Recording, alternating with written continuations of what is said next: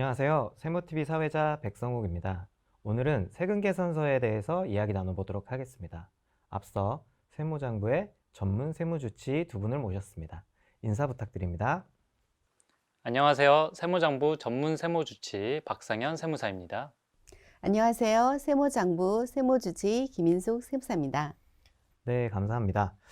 전자세금계산서를 꼭 발행해야 되는 의무 발행 대상자가 따로 정해져 있나요? 네, 전자세금 계산서를 의무적으로 발행해야 되는 사업자가 있습니다. 세금 계산서 발행 방법은 수기로 세금 계산서를 직접 발행하는 방법과 전자적 방법에 의해서 전자세금 계산서 발행하는 방법이 있습니다. 그런데 세법에서는 전자로 꼭 발행해야 되는 사업자를 규정하고 있습니다. 그러한 사업자는 바로 모든 법인과 일정 규모 이상의 개인 사업자입니다.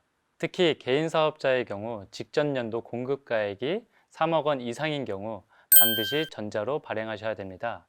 여기서 공급가액은 매출액에서 부가가치세를 제외한 금액을 말합니다. 추가로 세금계산서 발행이 불가능한 사업자도 계시는데요. 바로 간이과세자가 그렇습니다.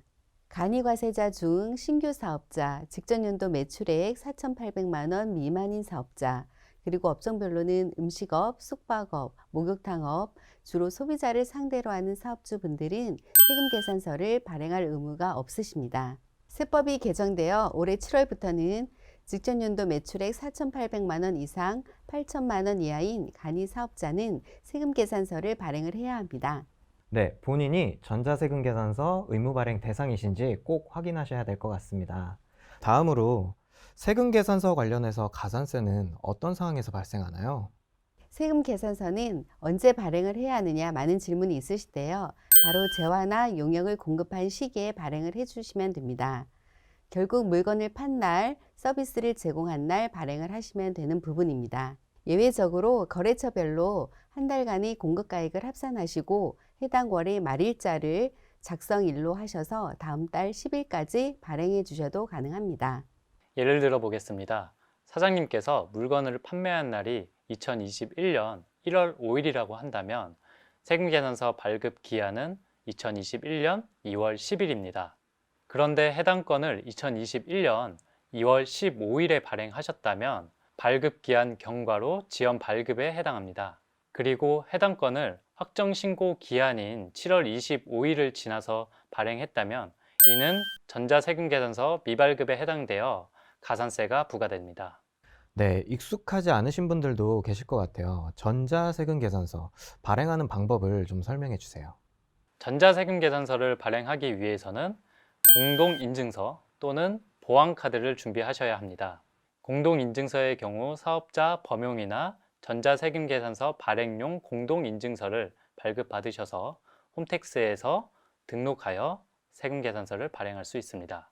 그리고 보안카드로 발행하는 경우에는 세무서에 방문하셔서 직접 보안카드를 발급받아 세금계산서를 발행할 수 있습니다. 여기서 중요한 점은 세금계산서 필수 기재사항이 누락되시면 가산세를 물게 될 수도 있다는 점입니다.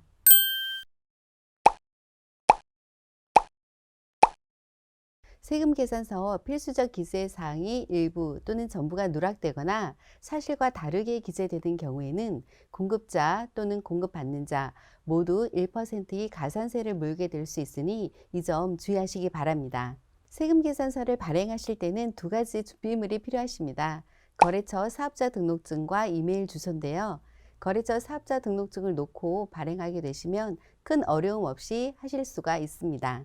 사장님들께서 전자세금계산서를 관리하는 데 어려움을 많이 겪는 것으로 알고 있거든요. 전자세금계산서를 좀 더 손쉽게 관리할 수 있는 팁이 있을까요?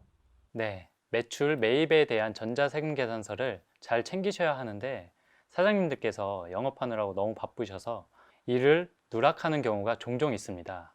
이때 세무장부의 증빙조회 기능을 활용하셔서 매달 세금계산서를 체크하신다면 누락하는 일을 방지하실 수 있습니다. 전자세금계산서를 잘못 발행해서 수정세금계산서를 새로 발행해야 될 때 주의해야 될 점이 혹시 있을까요? 수정세금계산서는 세법에 정해진 사유에 해당될 경우에만 발행하실 수 있습니다.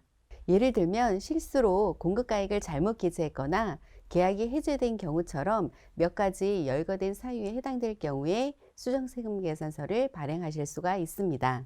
그리고 수정 사유마다 수정 세금 계산서의 발행 방법도 각각 다르기 때문에 전문가에게 꼭 확인하셔서 발행하시기 바랍니다. 네, 마지막입니다. 지금까지 저희가 전자세금계산서 위주로 좀 알아봤는데요. 그렇다면 종이세금계산서는 어떻게 관리하면 되나요?